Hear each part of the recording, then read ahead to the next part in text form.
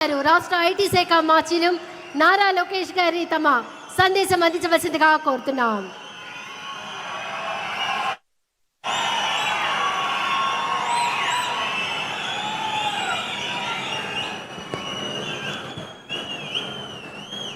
ఓం నమో వెంకటేశాయ. ఓం నమో వెంకటేశాయ. ఓం నమో వెంకటేశాయ. గౌరవ ముఖ్యమంత్రి శ్రీ నారా చంద్రబాబు నాయుడు గారికి, సినిమాలో పవర్ స్టార్, రాజకీయాల్లో జనసేనాని, ఎక్కడ తగ్గాలో తెలుసు, ఎక్కడ నెగ్గాలో కూడా తెలుసు. నాకు సొంత అన్న లేని లోటు తీర్చిన నా పవనన్నకి, బీజేపీ రాష్ట్ర అధ్యక్షులు మాధవ్ గారికి, తెలుగుదేశం పార్టీ, భారతీయ జనతా పార్టీ, జనసేన పార్టీ శాసనసభ్యులకు, ఎంపీలకు, కార్యకర్తలకు, ప్రజలందరికీ నా హృదయపూర్వక నమస్కారాలు. కలియుగ దైవ సాక్షిగా ప్రజాప్రభుత్వం 2 ఏళ్ల పాలన పూర్తి చేసుకుంటాం జరిగింది. ప్రజాప్రభుత్వ అధికారులు వచ్చిన తర్వాత ప్రశాంతత వచ్చింది. ఇప్పుడే సహచరం మంత్రి అచ్చెన్నాయుడు గారు ఒక మాట అన్నారు. ప్రజాప్రభుత్వం వచ్చిన 2 ఏళ్ళలోనే ప్రజలకి స్వాతంత్రం వచ్చిందని. మనందరం చూస్తున్నాం. జేసీబీలు లేవు, దాడులు లేవు, హత్యలు లేవు, అంతెందుకు బూతులు కూడా లేవు. ఈరోజు నాకు ఇప్పుడు కూడా బాగా గుర్తు, యువగలం పాదయాత్రలో ఇదే చంద్రగిరి గడ్డపై మీటింగ్ పెట్టా. ఆనాడే చెప్పా, వెంకటేశ్వర స్వామి జోలికి వెళ్ళొద్దు, మాడి మసైపోతామని ఆనాడి ముఖ్యమంత్రికి నేను హెచ్చరిక జారీ చేశా. కానీ నా మాట ఇన్లా, దేవుడితో పెట్టుకున్నారు. ఇప్పుడు వాళ్ళ పరిస్థితి ఏంటో ప్రజలందరూ ఒక్కసారి ఆలోచించాలి. విశ్వవిఖ్యాత నడ సార్వభౌమ స్వర్గశ్రీ నందమూరి తారక రామారావు గారికి సీఎం అంటే చాలా ప్రేమ. ఆనాడు కరువు వస్తే జోలు పట్టుకుని సీమ ప్రజల్ని ఆదుకున్న వ్యక్తి ఎన్టీఆర్. అంతేకాదు, తెలుగు గంగా గాలేరు నగర్ని ప్రాజెక్ట్ని తయారు చేసింది ఎన్టీఆర్. మహిళలకి ప్రత్యేకంగా విశ్వవిద్యాలయం ఏర్పాటు చేసింది ఎన్టీఆర్. నిత్యం అన్నదానం కూడా ప్రారంభించింది ఎన్టీఆర్. ఇప్పుడున్న రాజకీయాల్లో విరాట్ కోహ్లీ మన చంద్రబాబు నాయుడు గారు. అవతల వైపు బౌలర్లు మాడుతూ ఉంటారు, కానీ బ్యాట్స్మెన్ ఓన్లీ వన్, అది మన చంద్రబాబు నాయుడు గారు. రాయలసీమను రాయలసీమగా మార్చిన వ్యక్తి మన చంద్రబాబు నాయుడు గారు. ఎవరికి తెలియని సమయంలో బిందు సైద్యం పరిచయం చేసి ఏకంగా రాయలసీమలో రత్నాలు పండే విధంగా చేసిన వ్యక్తి మన సిబిఎన్. హంద్రినివా సుజలా స్రవంతి ప్రాజెక్ట్ని పూర్తి చేసి చివరి నియోజకవర్గం కుప్పానికి నీరు తీసుకెళ్లిన వ్యక్తి మన సిబిఎన్.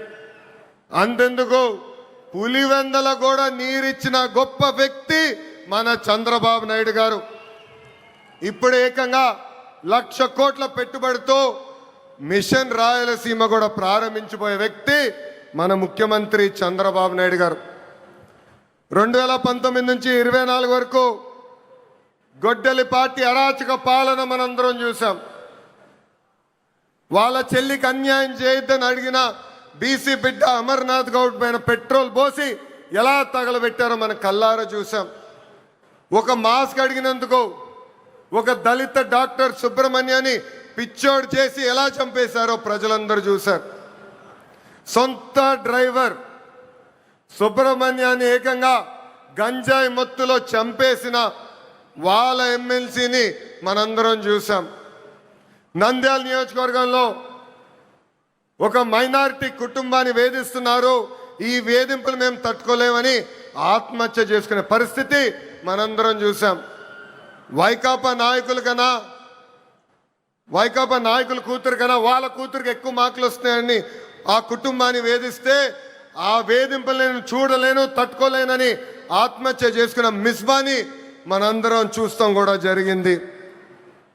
ఆనాడు అన్నారు తెలుగుదేశం పార్టీ జెండా లేకుండా చేస్తామన్నారు, ప్రజలే ఈరోజు వాళ్ళ జెండా పీకేస్తాం జరిగింది.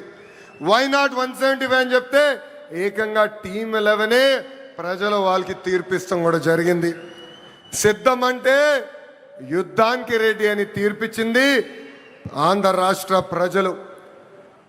అసెంబ్లీలో అడుగుపెట్టనీయం అన్నారు, ఏకంగా ప్యాలెస్ గోడలు బద్దలు కొట్టి చంద్రబాబు నాయుడు గారు ముఖ్యమంత్రి చేసిన ఘనత మా పసుపు సైన్యాంది. ఇప్పుడు రపరప అంటున్నారు. రపరప అంటే చూస్తూ మేము ఊరుకోం. ఎర్ర బుక్కు దాని పని చేసుకుంటూ వెళ్తుందని ఈ సభాముఖంగా ఆ కుర్ర బ్యాచ్కి నేను హెచ్చరిక జారీ చేస్తున్నా. ప్రజాప్రభుత్వం 2 ఏళ్ల పాలనలో సుపరిపాలన అందించాం. అన్ని చేశామని కాలు రెగరేసుకుని మేము తిరగట్లేదు. కానీ ఎన్ని ఆర్థిక ఇబ్బందులున్నా ఇచ్చిన హామీలు ఒక పద్ధతి ప్రకారం నిలబెట్టుకుంటూ వెళ్తున్నాం. ఎవరు ఊహించిన విధంగా అధికారంలోకి వచ్చిన వెంటనే 4,000 రూపాయలు వృద్ధులకి పెన్షన్ ఇస్తున్నాం. వికలాంగులకి 6,000 రూపాయలు బయటికే పరిమితం అవుతే 15,000 రూపాయలు పెన్షన్ ఇస్తున్న ఏకైక ప్రభుత్వం ఆంధ్ర రాష్ట్రంలో ఉన్న ఎన్డీఏ ప్రభుత్వం. అంతేకాదు మూసేసిన అన్న క్యాంటీన్లు తిరిగి ప్రారంభించాం. డిఎస్సి ద్వారా 16,000 టీచర్ పోస్టులు భర్తీ చేశాం. 6,000 కానిస్టేబుల్ పోస్టులు భర్తీ చేశాం. ఏకంగా మన జాబ్ క్యాలెండర్ విడుదల చేసి సంవత్సరం పూర్తయ్యే లోపల 10,000 ఉద్యోగాలు కూడా భర్తీ చేసే బాధ్యత ఎన్డీఏ ప్రభుత్వం తీసుకుంటుంది. ఏకంగా చేనేత సోదరులకి హ్యాండ్లూమ్ ఉంటే 200 యూనిట్లు కరెంట్ ఉచితంగా ఇస్తున్నాం. పవర్ లూమ్ ఉంటే 500 యూనిట్లు కరెంట్ ఉచితంగా ఇస్తున్నాం. ఆటో డ్రైవర్ల సేవలో ఆదుకున్నాం. మత్స్యకారుల సేవలో మత్స్యకారులను ఆదుకున్నాం. స్త్రీ శక్తి పేరుతో మహిళలకి బస్సులో ఉచితంగా ప్రయాణించే హక్కు కూడా ప్రజాప్రభుత్వం కల్పించింది. దీపం పథకం ద్వారా ఉచితంగా గ్యాస్ సిలిండర్లు కూడా మా తెలుగింటి ఆడబడుచులకి పంపిస్తాం కూడా జరుగుతుంది. ప్రజాప్రభుత్వం నినాదం ఒకటే, ఒకే రాష్ట్రం ఒకే రాజధాని కానీ అభివృద్ధి వికేంద్రీకరణ. ఇప్పుడే మాధవ్ గారు చెప్పినట్లు భారతదేశంలో 100 రూపాయలు పెట్టుబడులు వస్తే దాంట్లో 25 రూపాయలు ఆంధ్ర రాష్ట్రాన్ని ఎత్తుకుంటూ వస్తుంది. ప్రజలందరూ ఒక్కసారి ఆలోచించాలి. గూగుల్ ఆర్సిలర్ మిత్తల్ ఉత్తరాంధ్రకి తీసుకెళ్ళాం. రాజధాని క్వాంటమ్ కోస్తాంధ్రకి తీసుకొచ్చాం. ఏకంగా ఫైటర్ జెట్లు రాయల్ ఎన్ఫీల్డ్ ఈరోజు రాయలసీమకి తీసుకొచ్చిన ఘనత ఒక ఎన్డీఏ ప్రభుత్వాన్ని. మనది గూగుల్, వాళ్ళది గొడ్డలి. మంది ఫైటర్ జెట్, వాళ్ళది ఫ్యాక్షన్. మంది కియా, వాళ్ళది కిడ్నాప్. మంది క్రెడిబిలిటీ, వాళ్ళది క్రిమినాలిటీ. మంది డెవలప్మెంట్, వాళ్ళది డిస్ట్రక్షన్. మంది బుల్లెట్ అవుతే వాళ్ళది బూతులు. మనం మహిళలకి 33% రిజర్వేషన్ ఇస్తే ఏకంగా తల్లిని చెల్లిని మెడబట్టి బయటికి గంటేసిన చరిత్ర ఆ గొడ్డలి పార్టీది. ప్రజలందరూ ఒక్కసారి ఆలోచించాలి. జగన్ ఆయన పేరులో జీ చూసి జెన్జీ అనుకుంటున్నాడు. జగన్ పేరులో ఉన్న జీ గొడ్డలి. అందుకే ఆ పార్టీకి గొడ్డలి పార్టీ అని ఈరోజు పేరు పెడతాం జరిగింది. జగన్కి సిసిడి జబ్బు ఉందండి. సిసిడి అంటే ఏంటో తెలుసా? క్రెడిట్ చోరీ జబ్బు, క్రెడిట్ చోరీ డిసార్డర్. ఏకంగా పేపర్లో వార్తలు వచ్చినాయి, ఆంధ్ర రాష్ట్రానికి ఆర్సిలర్ మిత్తల్ ప్రాజెక్ట్ వస్తుందని. ఆయన ప్రెస్ మీట్ పెట్టి ప్రాజెక్ట్ రావట్లేదు, పక్క రాష్ట్రానికి వెళ్తుందని చెప్పారు. గౌరవ ముఖ్యమంత్రి గారు, ఉప ముఖ్యమంత్రి గారు ఆ ప్రాజెక్ట్కి శంకుస్థాపన వేస్తే లేదు నేనే ఆ ప్రాజెక్ట్ని తీసుకొచ్చానని ప్రెస్ మీట్లో చెప్పే పరిస్థితి మనందరం చూసాం. ఇంతేకాదు ప్రపంచం మొత్తం తిరిగి పెద్ద ఎత్తున గూగుల్ని మన రాష్ట్రానికి తీసుకొస్తే వాళ్ళు అడ్డుపడ్డారు, కోర్టులో కేసేశారు. కానీ ఇప్పుడు ప్రెస్ ముందలకు వచ్చి మా వల్లనే గూగుల్ ప్రాజెక్ట్ వచ్చిందని చెప్పుకునే పరిస్థితి. ఇంకా కొన్ని సంవత్సరాలు పోతే ఆగస్ట్ 15 నాడు భారతదేశానికి స్వాతంత్రం తీసుకొచ్చింది మా తాత అని చెప్పుకునే పరిస్థితికి సిసిడి జగన్ వస్తారు. జగన్ కొన్ని కంపెనీలు తీసుకొచ్చాడు. ఆ కంపెనీ పేర్లు మనందరం మర్చిపోయాం. ప్రజలందరూ ఒక్కసారి గుర్తు చేయాలనుకుంటున్నా. ఆ కంపెనీ పేర్లు Andhra gold, president medal, gold medal. అలాంటి కంపెనీలు తీసుకొచ్చిన చరిత్ర ఆ పార్టీది. Google, ఆసిలర్ Mittal, royal Enfield fighter jet తయారు చేసిన పరిశ్రమలు తీసుకొచ్చిన చరిత్ర మా ఎన్డీఏ ప్రభుత్వాన్ని. చిన్నప్పుడు 10th క్లాస్ పేపర్ లీక్లో టీచర్లు జగన్ని చితకబాదారంట. అందుకే టీచర్లు చూస్తే ఆయన చాలా కోపం, కక్ష. అధికారంలో ఉన్నప్పుడు మద్యం షాపుల ముందల కాపులాగా నిలబెట్టారు ఆయన టీచర్ని. ఏకంగా మనం డిఎస్సి విడుదల చేస్తే 226 కేసులు ఆ డిఎస్సి పైన వేశారు. ఎవరు ఊహించిన విధంగా 150 రోజుల్లో 16,347 పోస్టులు భర్తీ చేసిన ఘనత మన ఎన్డీఏ ప్రభుత్వాన్ని. నిన్న ప్రెస్ మీట్ నేను చూసా. జగన్ నన్ను ప్రశ్నించట్లేదు, గౌరవ ముఖ్యమంత్రి చంద్రబాబు నాయుడు గారిని ప్రశ్నించట్లేదు, ఆంధ్ర రాష్ట్ర ప్రభుత్వాన్ని ప్రశ్నించట్లేదు. రాజ్యాంగం రాసిన అంబేద్కర్ గారిని ప్రశ్నిస్తున్నారు, రిజర్వేషన్ని ప్రశ్నిస్తున్నారు, రాజ్యాంగాన్ని ప్రశ్నిస్తున్నారు.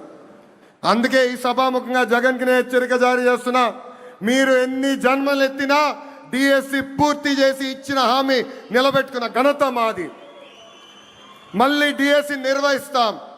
నిరుద్యోగ యువకులకి పెద్ద ఎత్తున ఉద్యోగాలు కల్పించే బాధ్యత ప్రజాప్రభుత్వం తీసుకుంటుంది.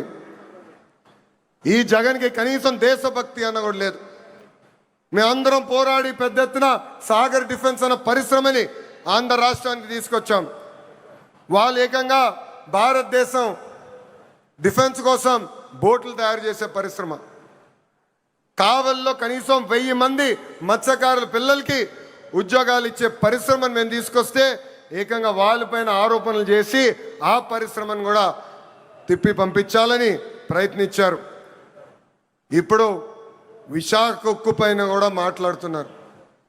2 సార్లు విశాఖ ఉక్కు సంక్షోభంలో పడితే ఆ ఉక్కు ఫ్యాక్టరీని కాపాడిన ఘనత, చరిత్ర ఒక ఎన్డీఏ ప్రభుత్వాన్ని. ఆనాడు ప్రధానిగా నరేంద్ర మోడీ గారు, ముఖ్యమంత్రిగా చంద్రబాబు నాయుడు గారు ఇద్దరు కలిసికట్టుగా పోరాడి విశాఖ ఉక్కుని ఒక్కసారి కాపాడారు.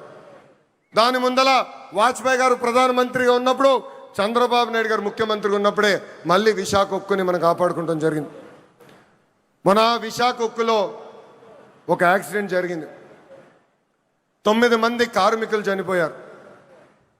యాక్సిడెంట్ జరిగిన 3 గంటల్లో హోంమంత్రి గారు అక్కడికి వెళ్ళారు. 6 గంటల్లో కేంద్ర ఉక్కు శాఖ మార్చులు వచ్చారు. 12 గంటల లోపల ఏకంగా గౌరవ ఉప ముఖ్యమంత్రి గారు, నేను కూడా వెళ్తాం జరిగింది. అక్కడ కార్మికులు కలిసాం, చనిపోయిన కుటుంబాల్ని పరామర్శించాం. వాళ్ళకి ఒకటే హామీ ఇచ్చాం, కేవలం డబ్బులు ఇచ్చి చేతులు దులుపుకునేదానికి రాలేదు, శాశ్వతంగా మీ కుటుంబానికి అండగా నిలబడడానికి మేము వచ్చామని చెప్పాం. ఫుల్ టైం ఎంప్లాయీస్కి ఇప్పుడు ఏకంగా 2 కోట్ల రూపాయలు ఆ కుటుంబాలకి ఆదుకుంటాం జరిగింది. కాంట్రాక్ట్ ఉద్యోగస్తులు ఎవరైతే చనిపోయారో ఆ కుటుంబానికి 1 కోటి రూపాయలు ఇచ్చి ఈరోజు ఎన్డీఏ ప్రభుత్వం ఆదుకుంటుంది. ఇన్ని చేస్తున్నా అక్కడికి వెళ్ళి మా పైన ఆరోపణలు చేసి ఇచ్చే 2 కోట్లు వద్దు, 1 కోటి రూపాయలే ఇవ్వండి అని చెప్పే పరిస్థితికి వచ్చాడు పులివెందల శాసన సభ్యుడు. ఇది ప్రజలందరూ గుర్తుపెట్టుకోవాలని ఈ సభాముఖంగా కోరుతున్నాం. ప్రపంచంలో మనం ఎక్కడికి వెళ్ళినా భారతదేశ వైపు అందరు చూస్తున్నారంటే దానికి కారణం మన నమో గౌరవ ప్రధానమంత్రి శ్రీ నరేంద్ర మోడీ గారు. మొన్నే రష్యాకి వెళ్ళా, వాళ్ళందరూ ఆశ్చర్యపోయారు. ఇంత సమర్థవంతమైన నాయకత్వం భారతదేశానికి ఎలా వచ్చింది, పొలిటికల్ స్టెబిలిటీ భారతదేశానికి ఎలా వచ్చిందంటే కేవలం ఒక్క వ్యక్తి, అది మన నమో వల్లనే వచ్చిందని వాళ్ళు చెప్తాం జరిగింది. ఇతర రాష్ట్రాల్లో నమో అంటే నరేంద్ర మోడీ గారు, కానీ ఆంధ్ర రాష్ట్రంలో నమో అంటే నాయుడుజీ మోడీజీ గారి అద్భుతమైన జోడి. ఇతర రాష్ట్రాల్లో డబుల్ ఇంజన్ సర్కారు ఉంటే కేవలం ఆంధ్ర రాష్ట్రంలోనే డబుల్ ఇంజన్ బుల్లెట్ ట్రైన్ సర్కారు ఉంది. ఈరోజు ఈ డబుల్ ఇంజన్ బుల్లెట్ ట్రైన్ సర్కారు వల్లనే మనం విశాఖ ఉక్కుని కాపాడుకున్నాం. అమరావతి పోలవరానికి కావాల్సిన నిధులు తీసుకొచ్చాం. ఎప్పుడో రావాల్సిన ఏకంగా విశాఖ రైల్వే జోన్ కూడా మనం తీసుకొస్తాం జరిగింది. ఇంతేకాదు ఫైటర్ జెట్ ఆమ్కా ప్రాజెక్ట్ని తీసుకొచ్చాం. త్వరలో కర్నూలులో కూడా హైకోర్టు బెంచ్ ఏర్పాటు చేసే బాధ్యత ఈ డబుల్ ఇంజిన్ బుల్లెట్ ట్రైన్ సర్కార్ తీసుకుంటుందని ఈ సభాముఖంగా ప్రజలందరికీ తెలియజేస్తున్నాం. రాయలసీమగా మార్చిన ఘనత ఎన్డీఏది. 1,00,000 కోట్ల పెట్టుబడితో ఈరోజు మిషన్ రాయలసీమకి మనం శ్రీకారం చుడుతున్నాం. రాయల్ ఎన్ఫీల్డ్ వచ్చింది సీమకి, ఎల్జీ ఎలక్ట్రానిక్స్ వచ్చింది సీమకి, ఏసీ తయారు చేసే కెరియర్ వచ్చింది మన సీమకి. అంతేకాదు రిలయన్స్ ఇండస్ట్రీస్ కూడా వచ్చింది మన సీమకి. That is the commitment of NDA government for Rayalaseema అని ఈ సభాముఖంగా తెలియజేస్తున్నాం. తెలుగుదేశం పార్టీ, జనసేన, భారతీయ జనతా పార్టీ అనేది ఒక పెద్ద కుటుంబం. కుటుంబం అన్నప్పుడు చిన్న సమస్యలు రావచ్చు. మనందరం కూర్చుని మన సమస్యలు పరిష్కరించుకోవాలి. ఆ బాధ్యత ఇక్కడున్న నాయకులందరిపైన ఉంది. కూటమి ధర్మాన్ని అందరం కలిసికట్టుగా కాపాడుకోవాలి. అహంకారం మనకు వద్దు. అహంకారం వస్తే ఏమవుతుందో మనందరం చూసాం. 151 స్థానాలు 11 అయినాయి. ఇది మనందరం గుర్తుపెట్టుకొని ప్రజల్లోకి వెళ్దాం, ప్రజల్లో చైతన్యం తీసుకొద్దాం, ప్రజలకి అండగా నిలబడదామని ఈ సభాముఖం మిమ్మల్ని అందరినీ నేను కోరుతున్నా. ప్రజాప్రభుత్వం కొనసాగింపు అనేది చాలా చాలా అవసరం. మనం చూసాం ఒక గుజరాత్, ఒక ఒరిస్సాలో వరుసగా ఒకే ప్రభుత్వ అధికారంలోకి వచ్చగల ఎంత అభివృద్ధి చెందినాయో. పెద్ద ఎత్తున పెట్టుబడులు వచ్చినాయి, పెద్ద ఎత్తున రోడ్లు వేసుకున్నారు, కరెంట్ ఛార్జీలు తగ్గించుకున్నారు, ముందరికెళ్ళారు. కానీ ఆంధ్ర రాష్ట్రంలో 2014 నుంచి 19 వరకు ఎన్డీఏ ప్రభుత్వం, దాని తర్వాత గొడ్డలి పార్టీ ప్రభుత్వం వచ్చిన తర్వాత మనం ఎంత నష్టపోయామో మనందరూ తెలుసు. దయచేసి ఇది మనందరం గుర్తుపెట్టుకోవాలి. ప్రభుత్వం కొనసాగింపు అనేది ఎందుకు అవసరమో ప్రజలందరి దగ్గరికి వెళ్ళి చెప్పాలని ఇక్కడున్న కార్యకర్తలందరినీ నేను కోరుకుంటున్నాను. నేను ఫైనల్గా చెప్పేది ఒకటే, ఎన్డీఏతో వికాసం, గొడ్డలి పార్టీతో విధ్వంసం. గొడ్డలి పార్టీ రాష్ట్రానికి హానికరమని మనం తొక్కిన ప్రతి గడపకి చెప్పాలని ఈ సభాముఖం మిమ్మల్ని అందరినీ కోరుకుంటూ, నాకింత అద్భుతమైన అవకాశం ఇచ్చిన ప్రజలందరికీ పేరు పేరున నా హృదయపూర్వక ధన్యవాదాలు తెలుపుకుంటూ మీ అందరి దగ్గర నుంచి సెలవు తీసుకుంటున్నాం. చంద్రబాబు నాయుడు గారి నాయకత్వం, చంద్రబాబు నాయుడు గారి నాయకత్వం, పవన్ అన్న నాయకత్వం, పవన్ అన్న నాయకత్వం, నరేంద్ర మోడీ గారి నాయకత్వం, నరేంద్ర మోడీ గారి నాయకత్వం. జోహార్ అన్న ఎన్టీఆర్, జోహార్ అన్న ఎన్టీఆర్. జై తెలుగుదేశం, జై తెలుగుదేశం, జై హింద్. అందరికీ నమస్కారం. యువత కలలను లక్ష్యాలుగా, లక్ష్యాలను